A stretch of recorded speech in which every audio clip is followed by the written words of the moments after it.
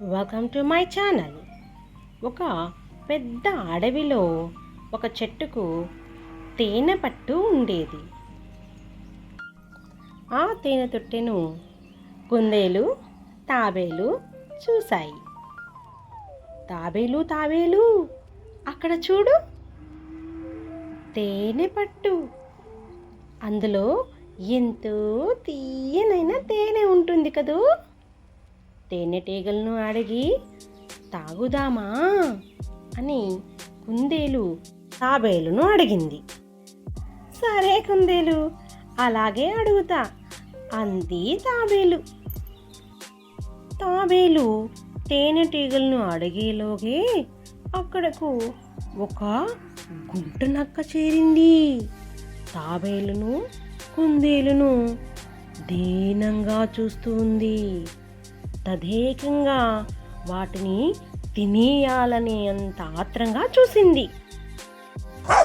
గుంట నక్కను చూసి తాబేలు కుందేలు భయంతో వెనకడుగు వేశాయి. అప్పుడు గుంట నక్క తాబేలును కుందేలును గట్టిగా పట్టుకుంది. అప్పుడు తాబేలు తనలో ఎంత భయమున్నా భయాన్ని దాచుకొని తెలివిగా ఆలోచించడం ప్రారంభించింది. తాబేలుకు హఠాత్తుగా ఒక మంచి ఆలోచన వచ్చింది.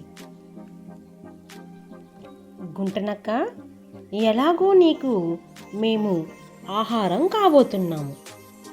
మాకు ఒక చిన్న చివరి కోరిక ఉంది, తీరుస్తావా? ఓ అలాగే, తీరుస్తాను.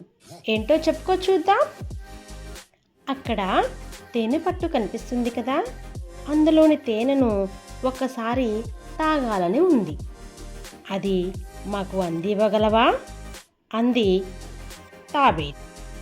అయితే ఆ తేనెను ఎలా తీసుకోవడం అన్న ప్రశ్నతో ఆలోచనలో ఉండగా తాబేలు, ఇదిగో రాయి, ఈ రాయితో ఆ తేనె పట్టుపై కొట్టు, అందులో నుంచి తేనె కారుతుంది, అది తీసుకుందాం అంది తాబేలు.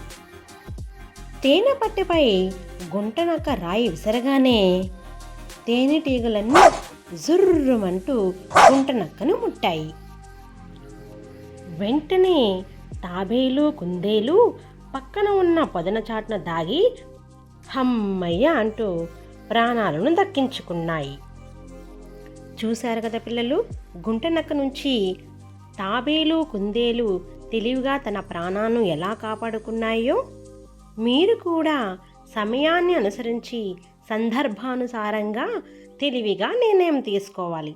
Thank you for watching.